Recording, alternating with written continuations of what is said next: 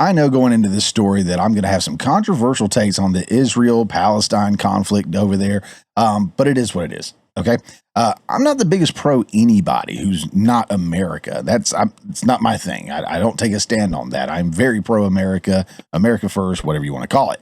But I do see where we as a nation would support Israel, at least in part.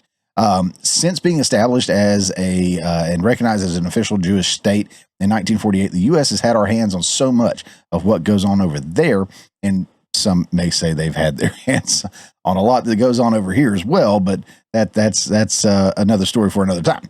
But regardless of all that, as a Christian, I do support Israel existing and recognize that it was prophesied in the Bible to exist. So I understand all that. However, I don't care about their politics, nor their conflict with the Palestinians nearly as much as so many other people do. I don't have the details definitively to say that one side is more honorable than the other, or the good guys or bad guys. However, when you take a look at the attack back on October 7th, where Israelis were gunned down, kidnapped, held hostage, and even raped, it doesn't exactly paint a good picture for Palestine being the victim they claim to be.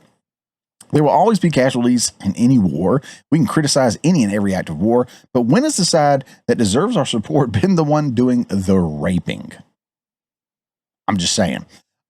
Fast forward to this past Sunday. Got an article here we're going to look at from the New York Post. On our own soil, hate-fueled madman launches targeted terror attack with Molotov cocktails, setting at least one victim ablaze at Israeli hostages event in Boulder, Colorado. We'll go through a little bit of this. Guys, the link to this will be in the show notes below. They are always going to be down there, any reference that I use. And I'm going to emphasize that specifically on this one because there is a video on here that shows the guy walking around during the attack. Like, he's already thrown Molotov cocktails. He's got more to throw. It's not as graphic as it may be led to seem if you scroll down on the page, but it's still more graphic than I want to show. I don't want to put that in front of you guys, not because I care about what YouTube or anybody else says. I just don't want to put that out there in front of you if it's not something you want to see. You can definitely go check it out yourself. Back to the article, it says a hate-fueled suspect launched a targeted terror attack in Colorado on Sunday, setting at least one woman on fire as he lobbed Molotov cocktails at participants at an event for Israeli hostages still in Gaza, officials said. Video footage captured the alleged attacker, who law enforcement sources identified to the Post as Mohammed Solomon, in the middle of a tirade about Palestine and calling for the death of Zionists before he tossed the fiery containers. They are killers. How many children you killed? That's bad English, but that makes sense. So that's the dude right there. Kind of looks like, one of our hillbilly uncles, 4th of July or something, maybe. I don't know. But yeah, that's him. That's the look of the guy. But our uncles ain't Muhammad. But yeah, that's a clip from the video there of him walking around, and they're tending to what looks like, I think, one of the women that have been burned from that. Again, I'm not going to continue on with this, but that's the crushed, whatever of that's the meat and potatoes of it. Again, I ask, are the people attending the peaceful pro-Israel event the aggressors?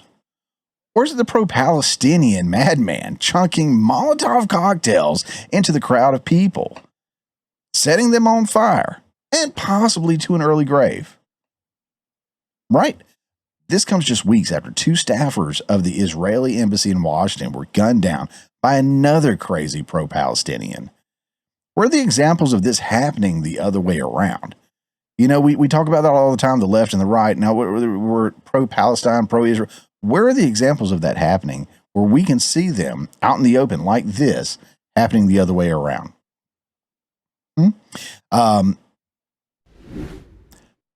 But when we continue to see this kind of behavior from those that align with Palestine, I think it's clear who the aggressors are and how powerful their influence is on their supporters. Again, that's just my take. Let me know your thoughts down in the comments below. Don't forget to like, share, subscribe, and or follow, and we will see you on the next one.